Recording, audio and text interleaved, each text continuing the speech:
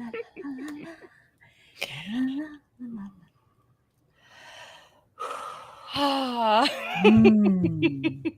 awesome.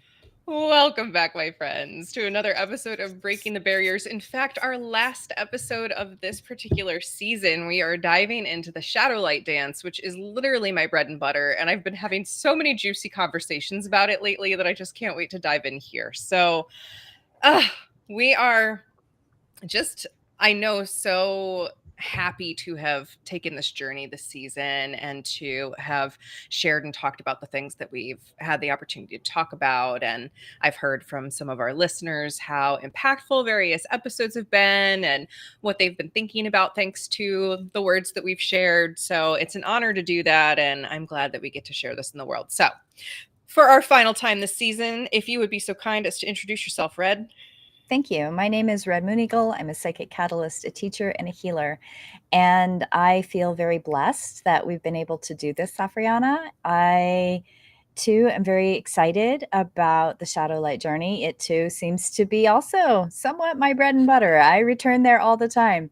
There's a lot of conversations in the last couple of weeks about I embrace it, I run toward it, where some people go, ooh, shadow, let's go this direction. I go, no, let's go right for it. Which is part of why we're doing all of this, right? Breaking down those barriers and seeing what the barrier is and talking about it and exploring it. So thank you very much, audience, everyone listening. And thank you, Safriana, for this opportunity. So Absolutely. And just in case you don't know me, I'm Safriana Luna, the Queer Spirit Guide. I am a trauma therapist turned transformational mentor, CEO, speaker, and author. And yeah, as being the trauma therapist, that's obviously where I really dove deep into the shadow side of things after having been a public school teacher, which is very much more in the light of things, I find. So yeah, first I want to just orient to what the shadow light is. And I actually have a great resource here, which is Shadow Alchemy, which is a book that both Red and I were in. And I actually wrote a chart in here. I just want to read some of these things to kind of orient people to what I mean when I say shadow and light. So I first just want to share that this can be a harmonized dance, and the dance itself, when it's harmonized, literally looks like slipping and sliding around a figure-8 figure. And the journey doesn't stop, and you flow and you go with the motions because the shadow light momentum is carrying you, and that's a reality of being a human at this point in time. But many of us get stuck in one little, like I call them inner tubes, like one little part of the inner tube, and they're just like slipping and sliding back and forth in the really yucky, uncomfortable part of the shadow, or maybe they're like in that bright light of productivity constantly, and so they're really exhausted and they're ignoring their shadow. Like there's so many unaligned and disharmonized way to be in it. So we're looking for that flowing harmony, and what that looks like when it's in harmony is really balanced, compassionate giving, having empowered aligned actions, mindfulness and presence, embodiment, self-expression, versus the shadow in alignment is going to look like being really boundaried and having grateful receiving, being able to willingly engage with our feelings and have conversations about them and inner experiences, being able to explore our soul level desires. So few realize that in the shadow is our desire, our dreams, all of that beautiful stuff, and then constructive self-reflection versus woundedness. Woundedness can be both in the light and the shadow, and that's not what we're looking for. A viewer just said, once one gets to a point in the healing journey, the shadow works become easier, and it's learned that getting the negative emotions out helps you feel much better. But learning at first is hard. Yes, this is exactly, yesterday I was having a conversation with someone, and they asked me, like, what does it feel like to be in the euphoria of doing shadow work? And I was like, that's a great question. And I said, it's a good question. It feels like you're a hero on a journey that's getting ready to go into the dark cave, but you've got your magical talisman, you've got your magic book, your sword, whatever you have, and you're facing the cave, the dragon, the thing. Knowing, it's a little scary, but also like, we're about to get to the other side of the journey. I know, it's exciting. Oh my gosh, that's so exciting. I get this well up of, oh, this is oh, this is discomfort and I'm comfortable with discomfort and I know I have tools. So it's this, here we go. And it's almost like a slip and slide, but not like I never did what do they call those things? Theme parky things. I don't like Mhm. those things. There's too many people. Yeah. But I loved the slip and slide. When slip and slide came out, I remember going, "Oh man, this rocks." And I was always the one going head first. I want to go head first. I want to go head first into the discomfort. The there's I think some people call it anxiety maybe, but it's not anxiety that there's no fear in that anxiety. There's more of this anticipation Mm. that it's going to be uncomfortable. And what does this discomfort look like? What does it feel like? Now, I will say that when I'm in the middle of it, I probably look like a spinning top that can't settle on anything. I probably look like I'm completely out of control, which I think is part of embracing that shadow journey is you let yourself go through the depth of it. I Yeah. actually had a conversation with somebody yesterday, which I wonder what the universe does when they mirror things for us. I think it's Right. funny. And part of what came through yesterday, which I thought was interesting, because when I said it, I wrote it down because I knew, oh, this is something I actually have to retain. And it was this awareness that that sway of or that place where you're in the most discomfort is important in the journey of the shadow light to feel all the feels, Mhm. to let your body need what it needs to express, to let it out.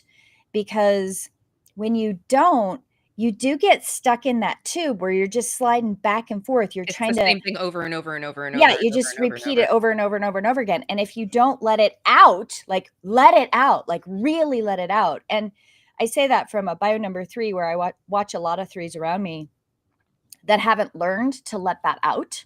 Mhm. And I did have to learn to, it's interesting. When I was younger, I didn't. Like when I lived with my great grandma, I didn't have that problem. But when I lived with my parents, I had learned to pull it all in and tighten it up. Mhm. But then I relearned how to let it all back out again. And my life is so much easier with the shadow journey when I let it out, Right. whether that's writing or talking or dancing or being in the garden or however, or sleeping. Oh my goodness. Sometimes it's sleeping, Yeah. There's so many different ways to move with the energy and the emotion, the emotion. and avoiding it and running away is literally the one way not to do it. If you do Correct. that, that is what we're talking about, that you will do it over and over and over Over and again, over and over again. because that is, we've talked about the spiral journey before, Yep. and how I literally have been doing, I just wrapped up my Elements of Success series on stories and the earth element. And I taught the spiral in that, in the healing journey and our trauma north journey, which is that we will hit our triggers over and over and over through life. But ideally, the circle of doing it over and over actually opens into a spiral that opens up and gets bigger over time, so that we're hitting that north, that trauma north point, less frequently and with more empowerment. And Yeah. like once you're there, as our this person said live today, and as we're reflecting, and as I've been having conversations with people, it gets so much less scary when you just do it.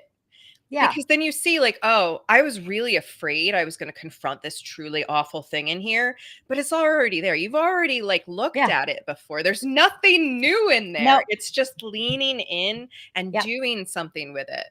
I call it purging, where a bunch of energy comes out from the wounds deep down. I love that. Yeah, Yeah. it Yeah, is. It's like, you purge a little bit every time you touch it, right? Like mhm, you get a little bit more out. And it's this uh I've always thought of it like a pressure valve. And being a catalyst, I feel like pressure valves and I are like in good harmony. We kind of have to be, because there's a felt sense that there's pressure building there.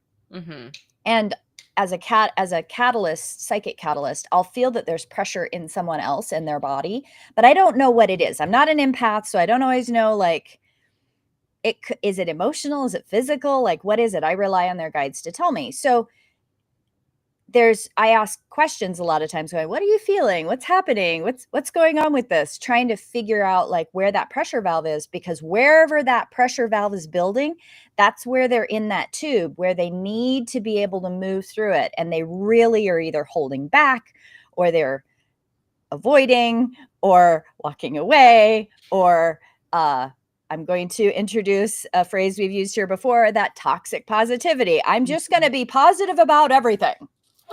Spiritual bypassing is not the way to go either. No. It's not. I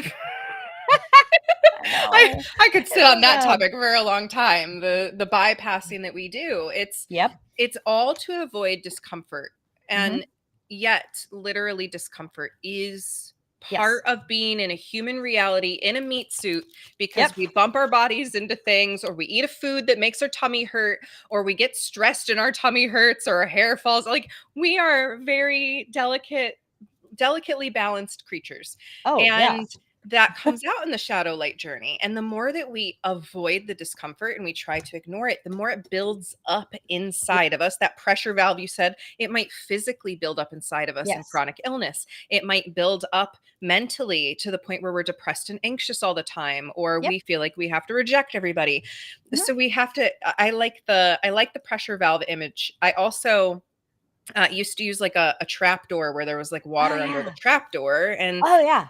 that if the water overflows too much, like, it's gonna pop that Yep. door open and come flooding out. So we need to like open it and look in and like make sure the water levels are good every now and then, and actually work with the another metaphor is putting shoe boxes in the basement and just Mm. shoving all of our discomfort in a shoebox in the basement until the door flies open, because we can't possibly put one more thing in there, and suddenly we have a mental breakdown. Like, Yeah. that is the really the ultimate negative end of not doing our shadow light dance, not flowing. Hi, Astra. She's here for the shadow light journey. Pretty Um, much. when we avoid that, like, we create such chaos and lack of health in our lives. Yeah. And I know it is hard to do shadow work. It's Mhm. also equally hard to become balanced in our light work, Yes. because again, the doing energy can easily get into too much where we burn ourselves Oh. out. Oh, yeah. And spinning in our pity for too long can also be too much, right? Like, this is why it's a slip and slide, a figure Yeah. eight slip and slide.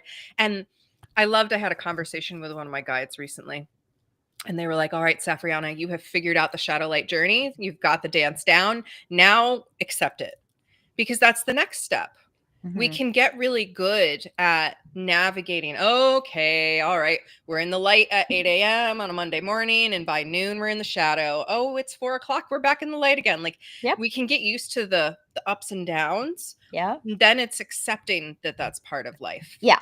Yeah. The acceptance part, I think, is the hardest part for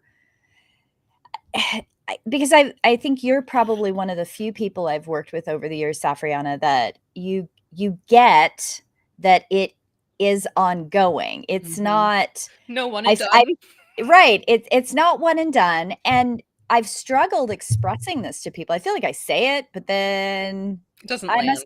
I must be speaking Swahili, because that did No, not no one wants to admit it's not one and no, done. nobody wants to think that, "Oh, I had" okay, I'll use a relationship, right? So, I had a bad relationship, and I met this new person, and then that ended up in a bad relationship, or the next one was a bad one, or you know, there was a young lady I knew, she was like a serial dater in some ways, like, she had a new guy every week, and every single one was better than the last, right? And finally, she had like a 6, 8 month a long relationship for her, and it was catastrophically awful. Talk about power and control wheel and all this Mm, other stuff, and she was devastated. She's like, I'm maybe I'm just not into men. Maybe I should become a lesbian." I mean, that was her knee-jerk reaction, and I had known her not very long, but, uh, I was seeing her as a client. We were doing more energy works type stuff, and one of the thing that kept coming out over and over again is that she kept trying to bypass the difficult parts of getting to know somebody. She was always Mm. disappointed that the people she was involved with were human. Like basically they had faults. They had foibles. They had behaviors that were uncomfortable. One guy chewed too loud. One guy didn't brush his teeth ever after he ate every single time. One guy locked his dog up in the house all day long while he worked. How horrible. What a horrible human. You know, like the judgments and the criticism that she had in her head about herself was what she was putting on other people. Mhm. And anytime it was reflected back, she was like, well, we're done then. Yeah, I gotta go now. I Right. gotta get out of here. Right. And relationships, the world, the shadow and light journey is the shadow and light journey. We live in our own consciousness, our bodies, our interface, our spiritual being in the meat suit, in this interface. But none of us are truly alone. We live in these communities, depending on how you call your community, what you call it, what your definition of that is, pick a thing. The communities that we're in, we're still trying to figure out what that looks like. We've kind of lost touch with what that looks like. And Yep. there are cultures around the world that have very interesting rules in their communities to navigate this shadow light journey. And if you think about how different rules show up in different societies, they show up from that shadow light journey. We don't like this thing as a community. We don't like this. So we're going to put a lid on that Yep. with no pressure valve.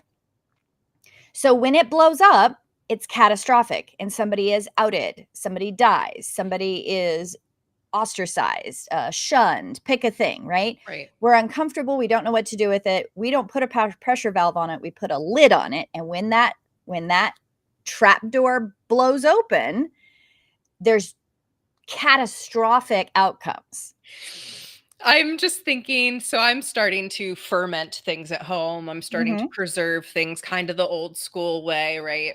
Yep. And I've been learning that when you put the lid on something, you're fermenting. If you don't burp it or you don't let it have airflow for the whole time, that it will build up pressure and it would Yep. crack glass or blow something open. Yeah. And that's very much like the shadow Yes. essence of our avoidance, because Yep. again, then it's still doing its thing down there under the Mm-hmm. surface in the dark, but Yep. we're not letting that pressure off. We're not bringing it up and out. We're not transmuting it, literally dancing with it, Yeah. figuratively dancing with it.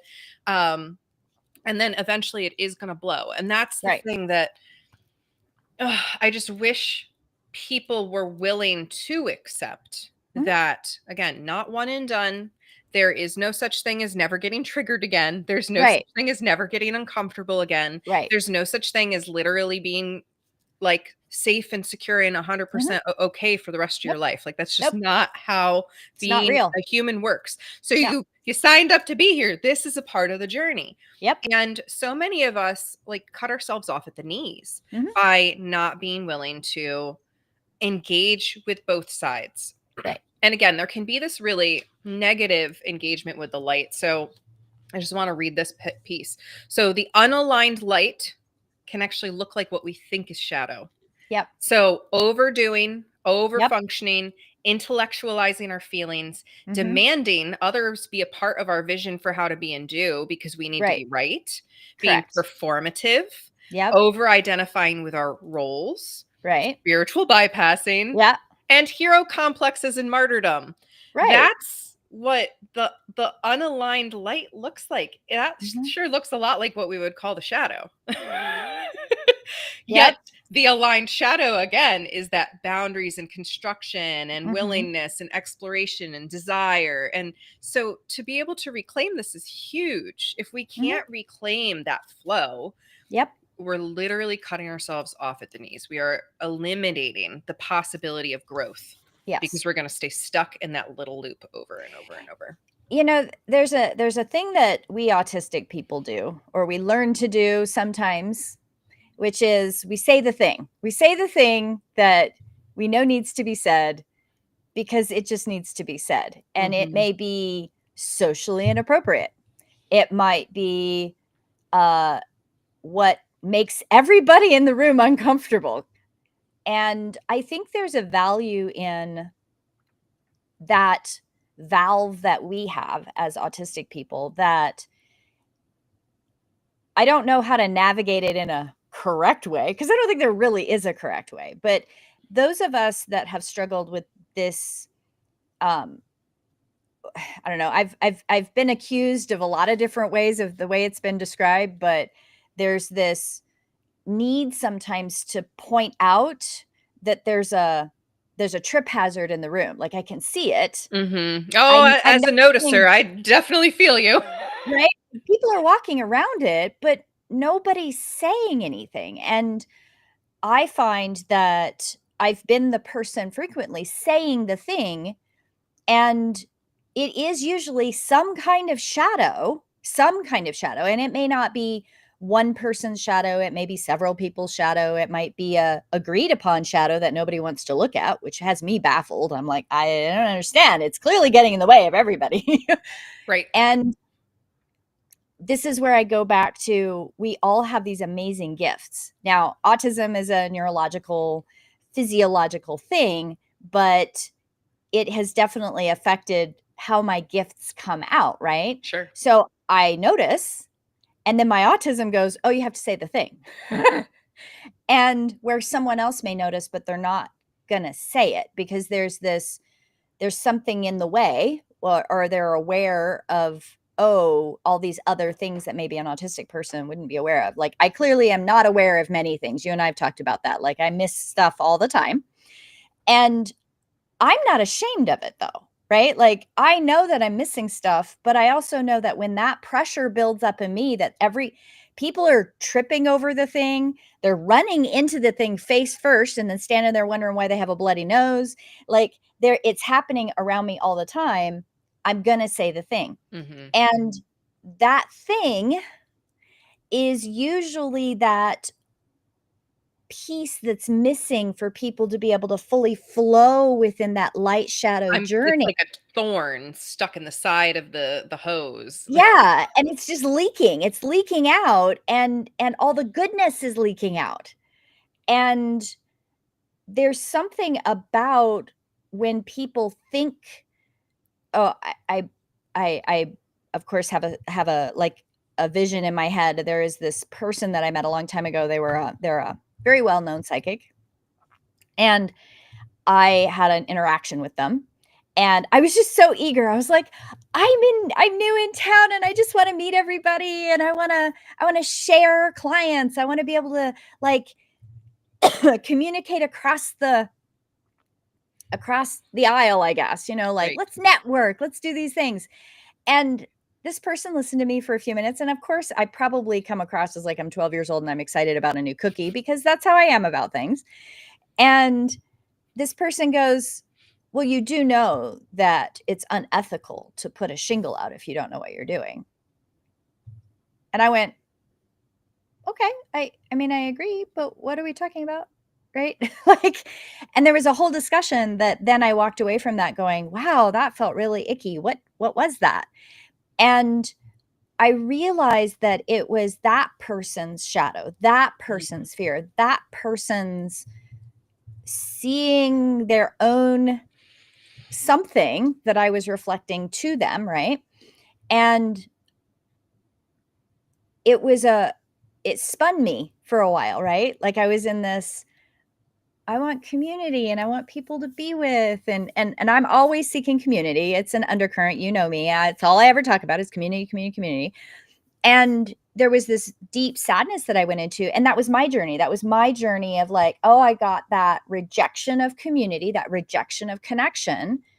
Now what do I do with that? Mhm. And I had to do a lot of like, this is not the first time it's happened. It's okay. You're going to be okay. You're going to find your community. Maybe not today, maybe not tomorrow, maybe not for a while. And that was almost 17 years ago, but the memory is still vivid because it's a sore point for me in that shadow light journey. It's the trauma north.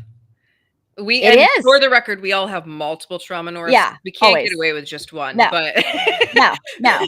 We have many. We we have have many. many. We But have that's many. clearly a trauma north for you. It Like, is. so it brings up that tenderness, and it's an invitation every single time to go, Every time.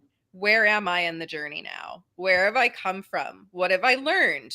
Where am I going next? What do Yeah. I want to integrate from this? What do I want to let Yes. go? Right. And, I And can think not that, bypass it. and not Not bypass bypass it. it.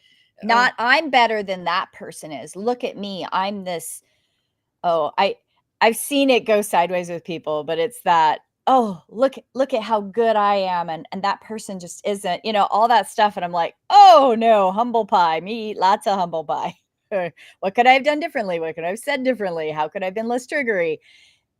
And also, how do I feel about it? And it's okay to feel that sadness and that disappointment and that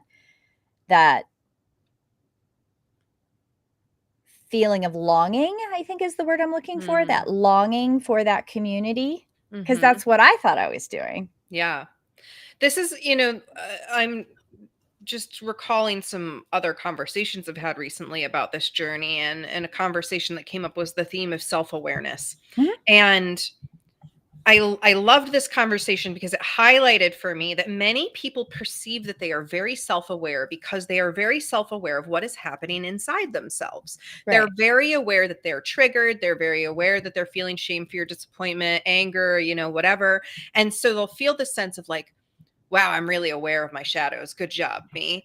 But it has to go the next step, Yeah, which is that we have to understand our self awareness as it relates to the to community, others. others Yeah, around us, because being aware of how our shadow is impacting us in here is a great first step. But then right, what's it doing out here? What is right. it doing in our relationship with others? How is it disrupting our shadow light dance with Mhm. others? Because we're constantly doing that too. And it can be a really harmonized dance, or it can be us kicking each other in the feet and tripping over one another. Like, Right, all the time. we have to have that inner self-awareness and this outer self-awareness of the self as it relates to the collective. Yes. And people really, really struggle. I see in the journey, in the shadow, the piece of ownership and Mhm, responsibility, and taking our impact mhm, and acknowledging that we have an impact on mhm. others around us in this journey. So, it's one thing to get triggered, and like, it would have been a very different story if you'd hit that trauma north and with this psychic, and they said something to you, and then you went off on them, and you were like, how Right, could you say that? But I'm wonderful, and like gotten all up in your ego. right, Those moments are right. where we need to step away and recollect ourselves and actually see what's in the shadow, because usually our first response is not really what's actually there. Nope. It is that trigger, it is that trauma north of like, oh, I've hit this really sore Mhm, shadow point and I really want to run away from it. mhm, And so maybe you step away, not run away, but you mhm, step away from the moment to go actually feel what's happening mhm. in you, Yep. and have the self-awareness inside so that you can then bring it outside and go, okay, well, now what do I do with it out here? What do I need to Right, communicate with someone else? What do I need to ask for or articulate or whatever? Share, apologize for. right, Um, right. all kinds of things that we have to bring out of us Mhm, into what we now perceive as the light, mhm. unless you're a bio number 4, and then you probably perceive this out here as the shadow. Right, I see right, y'all. right. Um, Well, and the other part of that story is that I have referred people to this person over and over and over. And there are a few of my close friends that know what happened in that conversation and how it spun me out for a while. I was really like confused and not understanding and doing that lived shadow light journey, right? mhm, And I've had people say, "Well, why do you refer people to this person?" I'm like, "Because I know I'm not a good fit. Like, I know I'm not a good fit. My intuition tells me that. Their guides tell me that. They're not quite ready for that catalyst yet, Red. Just." And I don't let my fear or worry about not having clients or whatever that ego is that gets in the way. I go, "Wait a minute, that's not real. That's a figment of what people think is real." And mhm. I put the client's need, they've come to me and it isn't a good fit. There's a couple people in the area I do refer people to because I know it's not a good fit for me. Right. I let go of whatever that thing happened, it's still vivid. But the thing that was the trigger for me wasn't that they weren't good at what they do, right? It Mhm. was that that person and I didn't have a good connection, and my desires and my hopes were not fulfilled. But that doesn't mean that person isn't good at what they do, right? Right. I can be accepting of the multifaceted, multi-dimensional, quantumly connected entity that sat across from me at the table and still have had my own experience. And I Mhm. think this is where, when our ego gets in the way, like you said, I could have gotten like, well, who the hell are you? And like, I could have gotten all defensive. I could have shut down and went, well, I'm just never gonna refer anybody to this person, and how could they treat me this way? And we do these things all the time. Yeah. And it's not fair to them. It's not fair to our communities, and it's not fair to yourself in your own journey. And you may not be able to get there yet, right? Yeah. Like, I've been triggered by things where I'm like, okay, I'm going to put this person over here in this little bucket, and I know I have to deal with that bucket. I But maybe can't now right is now. not the time. Yeah, Yeah, I exactly. can't right now. My lake is empty, or I've got this whole pile of things that really kind of have to come first. Or my guides. Sometimes my guides are like, "Hey, Red, it's okay. Let it go for now. You can actually not touch that, and it's okay. You don't have to keep poking at it. Like, Yeah. we'll let you know," because they do. They like pull the bucket out and they like put it right in front of me and go, "Guess what's for dinner?" Another comment here says the blame energy is really high, is still really high in the collective. It's Yeah. challenging for us to learn how to stop pointing the finger and blaming others. Absolutely. I mean, as somebody who lives in the United States right now and is living and breathing the situation that we're in mid 2025 here as we're recording, Hmm. yes, the blame energy is really, really high. And that's why so much of what I try to do in the world is to stop the blame Mhm. energy from individual to individual and Right. instead look at this overall trend that we have of ignoring the shadow, such Mhm. as the shadow of violence, the shadow Yes. of abuse, the Mhm. shadow of human trafficking, the shadow of genocide, the shadow of all of these things that are literally happening around us, Mhm. that if we don't look at how perpetuating those patterns on a collective level impacts the individual, Mhm. how we still have not even gotten close to overcoming sexual abuse, No. how we and assault, how we have not even touched on domestic violence. I mean, Nope. we have felons in office and like people with convictions of violent crimes that are running the show Mhm. collectively all around the world. It's not just here, all Nope. around the world. And so when the macro is continuing to act out these patterns, Mhm. of course, the micro, the individual, is going to continue to do it too. And that's why when we point fingers at the individuals, we also really need to be going, well, what was the core trauma? Mhm. And that's what it all goes back to. And for as long as the collective is unwilling, puts these blinders on about these Mhm. collective traumas and these individual family systems traumas, community traumas, societal traumas, we're not going to get anywhere because we're still, I mean, right now in the US, it's like the Democrats and the Republicans are just pointing fingers at each other. And I'm so flippin' sick of it because they use the same argument on both sides practically all the time. And I'm like, Yeah.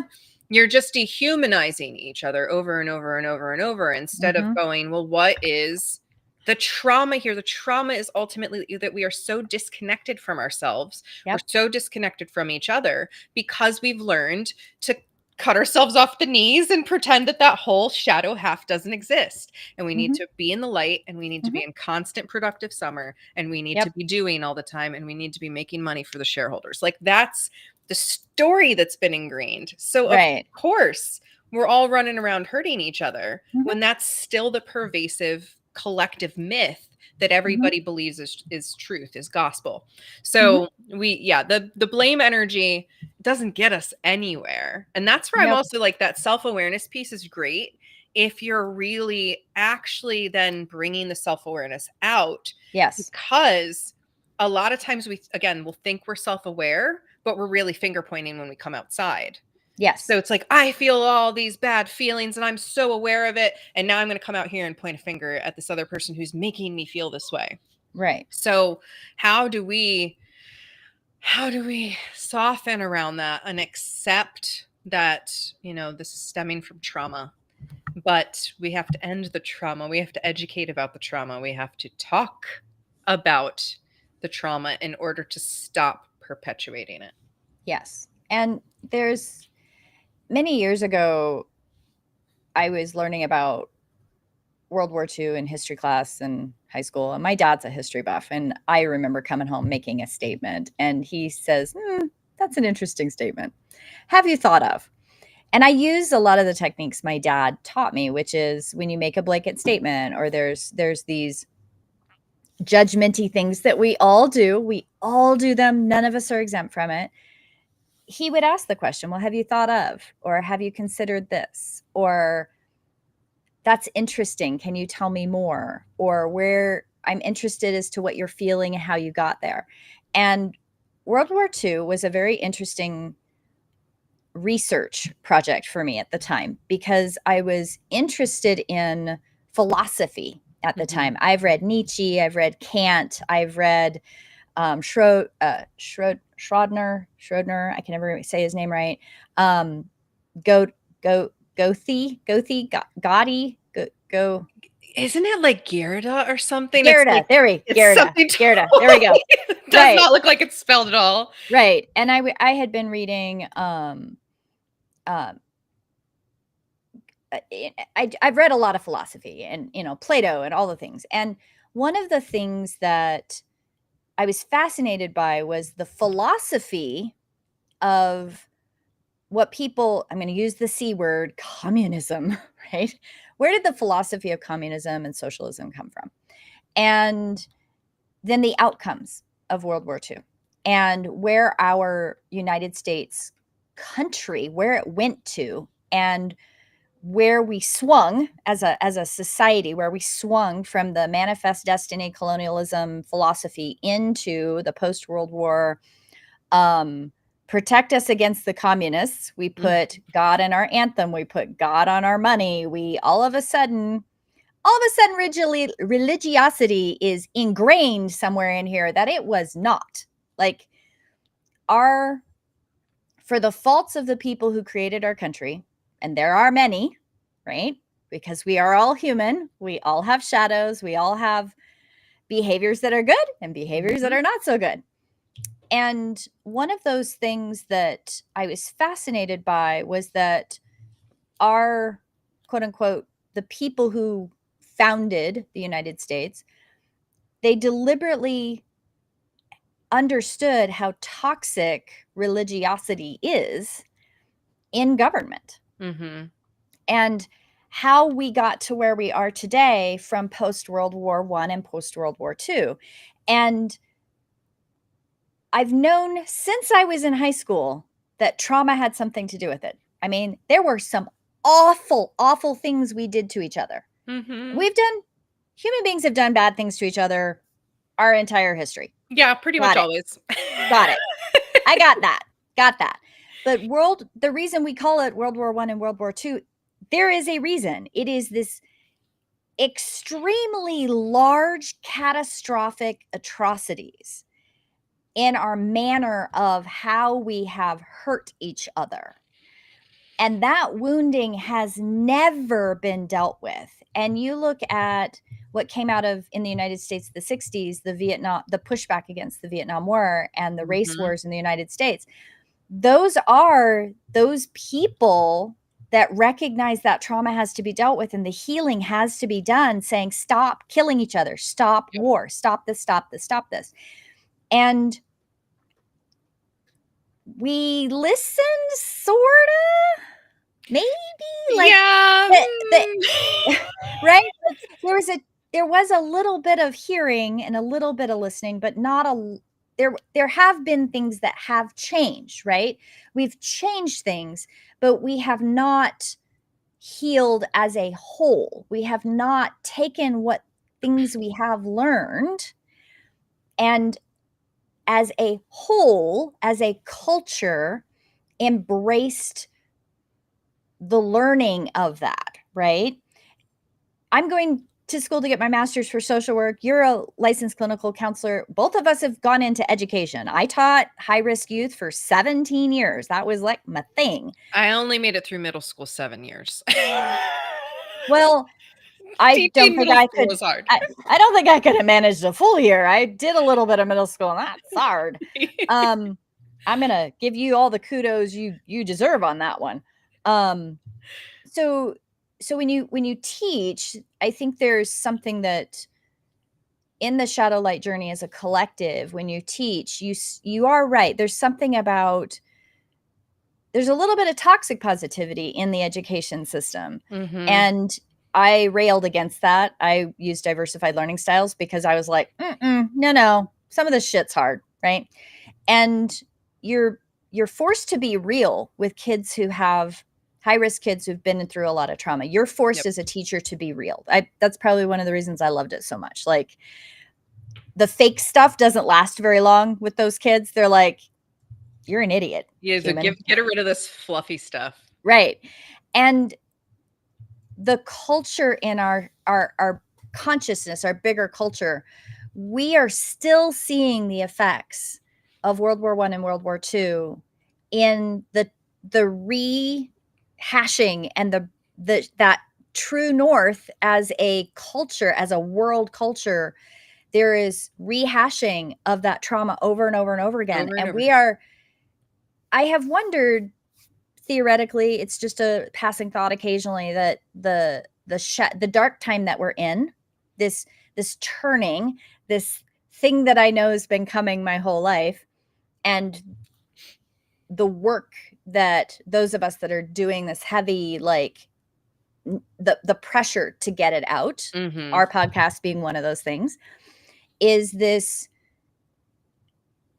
exploration of what that looks like in communities. What does that look like from the individual, the micro, the person, okay, not bypassing, following that flow, following what that looks like to be self-aware of self and with others, right?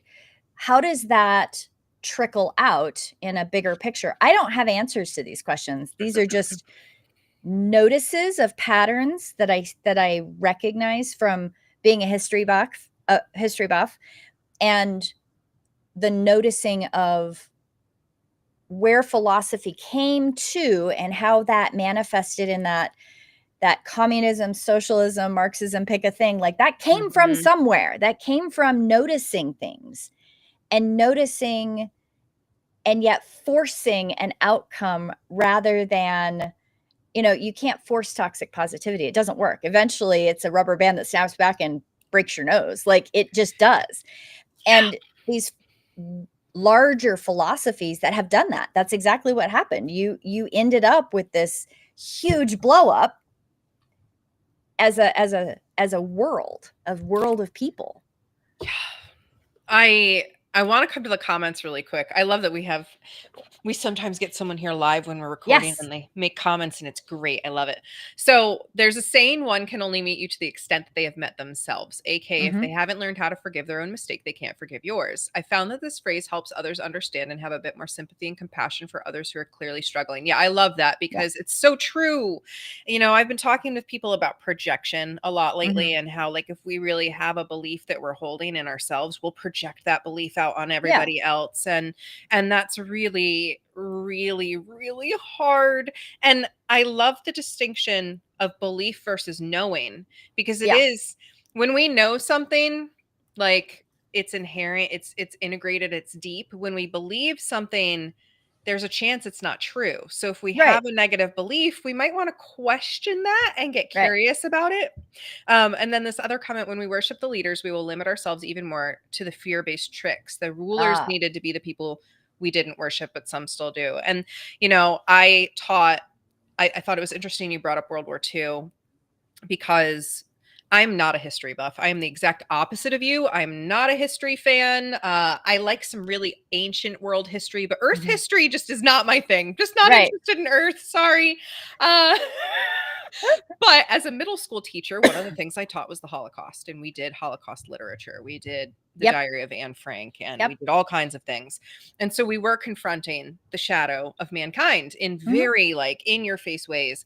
And when I look at the collective today, our greatest shadow that I wish all of us, and this is an unaligned shadow. It's not a dream, it's not a goal, it's not the what I call the sensual underbelly of the light, the shadow. Mhm. It's the ugly Mhm. needs to be eradicated shadow, which Mhm. is the idea that any human being deserves to die for any Right. reason. Nope. And that's Period. where I period, end of story. Like, I cannot stand what's happening in the world right now when people will speak out against the violence happening in Gaza and the genocide that's happening there, and people are like, "Oh, well, you're being anti-Semitic." No, how about we consider that there are people who don't want other human beings to die? Right. Period. Period. Period. There should be no argument past that point. No. And I've had people say, "Well, shouldn't how can you be for not killing that group of people when they would kill you because you're queer?" And I'm like, "Well, they're not killing me because I'm queer, and I don't think they deserve to Exactly. die." Period. Like, that is Right. the end of the story. And so this Yes. the ultimate human shadow is the idea that another entity needs to be eradicated for existing, Mhm. and it just drives me crazy. Comment: I saw a statue made by a Holocaust survivor in Germany. I was 16 and didn't understand energy or anything back then. That thing was powerful. The energy coming off of it that a survivor made. Yeah, like it's we have to confront these shadows. Hurting each other is not an aligned shadow. There is no Hurt people hurt people. Period. so do And your work, people.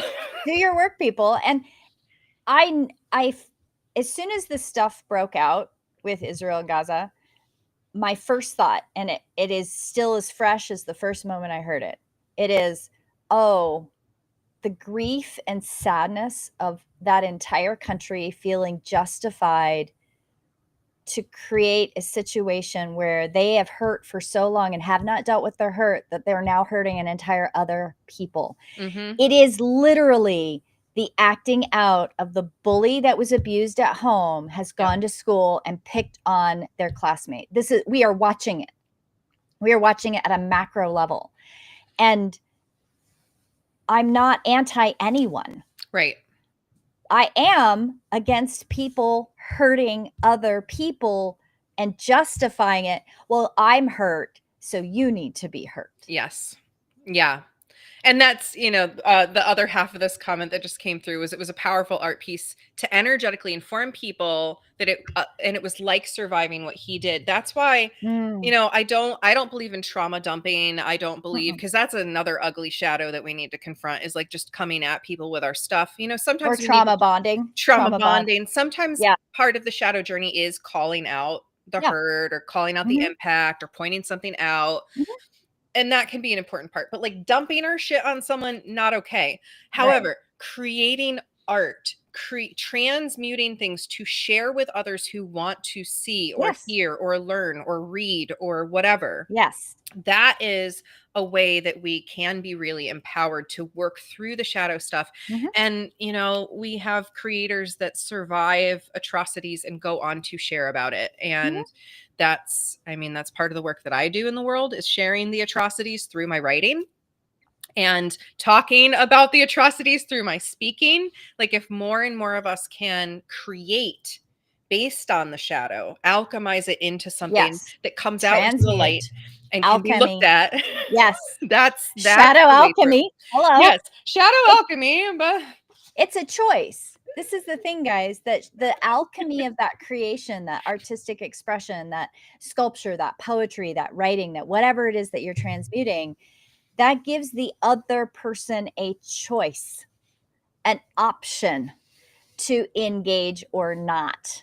It allows them to have that freedom of choice that we all have to alchemize their own, to recognize, oh, isn't this a beautiful thing? Mhm. Oh, and it elicits all of this stuff in me that gives them the doorway of opportunity to go, maybe I can let some of the shoe boxes out of my basement, right? Yep. Like that's why we have art. That's why art is so important. That's why expression and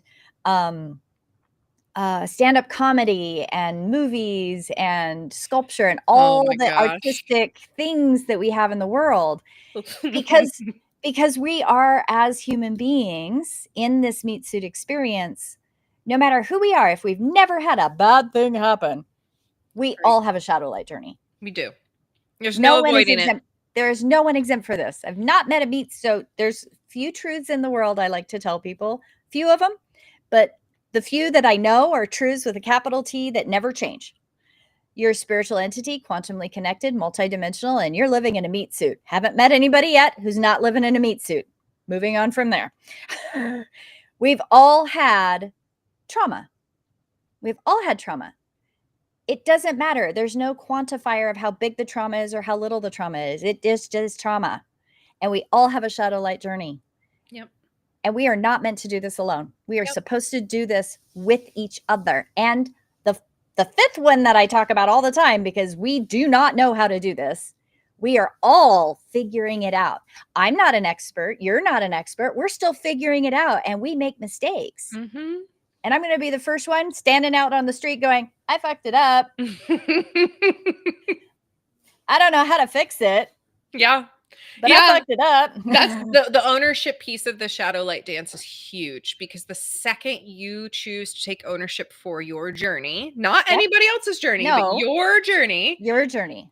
is the moment that you become empowered to Yes. do that slip and slide in the juicy flowing way, not the trapped constipated way. Like that No. sucks. It does suck. And when you're flowing in that, you see the next potentiality, you see the next moment. If you're here and you're saying, it's not me, I didn't do anything wrong, I did nothing wrong, I'm not culpable in any of this, you can't see anything but the backside of your hand. Like, you can't see and I'm not a potentiality person. I can't tell you what all those potentialities are. I don't That's me. see them. I just don't. I'm the one standing there going, I fucked up. Somebody show me something, because I don't know what to do, Mm-hmm. because I don't see those potentialities. And what I've learned is that I need all my variety of friends to give me their potential, their perspective, their potentiality, because then it makes me ask those questions I don't know how to ask myself. Mm-hmm. I can ask you questions, but I have no idea how to ask myself the questions. Right. This is a really important piece before we wrap today, because we're coming to the end of our time, that I want to circle back to the bio numbers Yes. very briefly here, because this has been coming through more and more powerfully by the day lately, which is that in the shadow light journey, we need the other 8 numbers that we are Yes. not Yes, we to need them. learn and grow and Yep. experience what they can teach us about our shadow light journey. Yep. Because, for example, bio number 2 is going to teach us about rules of engagement and how to be in relationship with one another. Yep. 4 is going to teach us how to be authentic and not to bypass the bullshit. 9 Right. is going to teach us about the impact that we're having on one another and to be accountable to that. Like, each number is going to have their own little gift that they bring that helps us look at an angle of the shadow light journey in a new way. And that is absolutely essential. And threes ask the hard questions. Right. Yeah. And 7s deliver the hard messages. Like, Yes. every single person has a piece to contribute to the Yes. collective to help us all navigate the shadow and light journey more fluidly, efficiently. The more we collectively get on the same bandwagon, the more we actually can do this like thing that all the woo people are screaming about, which is the ascension and the new earth and all that. That's not what you think it's going to be. But the more that we collectively get our shit together, the sooner we're actually going to get there. So if you're bypassing your stuff, you're not a part of the ascension mission. If you're not acknowledging the shadow in others and that it needs to be worked on collectively, you're not going to create a new earth. Like, we cannot bypass this reality of this dance. I love this comment. I tell people, this is Earth. If you come here, you experience some form of trauma. Period. Yep. You are in the shadow light dance. That is the end of the story. There's not a single one of us that is outside of it. No. Absolutely not. And that physiological activation that you're born with, that number, that place in your body that gives you this undercurrent, no matter whether your parents have told you you have to behave this way, this way, this way, this way, the relationships that you've had that you're trying to meld with, that you fall into, you chameleon with, or you mirror back, depending on what number you are. Um, your your baseline bio number informs so much of how you're dealing with that trauma. Mm-hmm. And you need the other numbers either to learn to embody them or get them in your life to help you get all those other perspectives, or you're only going to spin in your numbers shadow. Yep. You will only Absolutely. spin there. Yeah. And we And could. it takes a lot. It takes a lot to take that shadow and go, I seek out the other numbers perspective. I seek it out and I integrate, I masticate, I chew on it. And it's interesting that some numbers, when they're trapped, when some people are trapped in their tube, right? Mm-hmm. There's this rejection that any other perception could possibly be impactful in a good way. I think all numbers do it in some Yeah. way, right? And it's interesting when you break out of that and you realize, oh, this spiral, the circle 8 spiral that we're flowing in and going through from the morning to the evening, even in our sleep. Like I had a huge shadow journey sleep thing the other night that was like, whoa, that was epic. um, you realize that all of these other numbers create a spiral itself that goes up and down, very much like your true north that we experience when we start opening up, and it happens in a community context as well. Mm-hmm. um, Shadow light journey, it's a thing, and it's complex. It's not a straightforward, it's not a beginning and an end. I'm going to deal with my trauma and I'm going to go over here and it's going to be done. If you have that perception of the shadow light journey, I would encourage you to maybe think of it differently. Yes. Oh my gosh. There's so much here. And we have a viewer asking what's the bio number stuff. Gosh, we could talk about that for another 3 hours. In a nutshell, it is this reality based on ancient wisdom and literal physiology that there are 9 different distinctly unique types of human bodies Yep. that experience and interface with the world in different ways, using Mm-hmm. their eyes in different ways, using how they perceive other Mm-hmm. people in different ways. And Mm-hmm. it's really wild stuff. I'll drop a link to my page in the chat just in case We you want also to follow that. we did do a podcast on this before. We might have a really old episode on it, and we are planning to do a full series in the future Yes. that breaks down each and every one of Yep. them. So absolutely stay tuned. If anyone wants more information on that, you know where to reach us. Yeah. We're just literally reach out on any of our platforms, and we are happy to get you more information. Oh yeah. I'll post 100%. this. I'll just pop that in the chat. So there we go. So the ultimate thing I want everyone to take away from today is that this is not a one and done. Nope. Everybody's in the shadow light journey. There's no one right way to do it. We Nope. all have our own shadows, and we can learn from 8 different other kinds of people about our shadow. Oh yeah. Awareness inside is great. We have to bring Mhm. it outside. Yep. And we're in this together, and we Mhm. need to stop being flippin' violent to each other. That if we could No stop doing excuse. that, like we'd be doing much better. Just like no violence towards each other. That'd No, be a no great violence. first start in this Yep. journey. So Wonderful. thank you all for joining us for Thank season you. 1 of Breaking the Barriers. Red and I have all kinds of content on YouTube from our prior series that was Mhm. called the Inner Tapestry series. So if you want to go back and listen to or watch any of those old episodes, you can as well. But we'll see what the next part of the journey brings. For now, we're wrapping this shadow This light one up. dance up with a beautiful little bow. And Yes. thank you, Red, for joining me for Breaking Thank the you. Barriers. And And having thank you these to all of our conversations. listeners. This is amazing. I love it. Absolutely. All right. Well, until next time, our friends, we love you. We see you. We believe in you, and we're cheering you on. We're going to keep doing what we're here to do so we can stop bypassing the bullshit. Yes. Stop bypassing. Let's break the barriers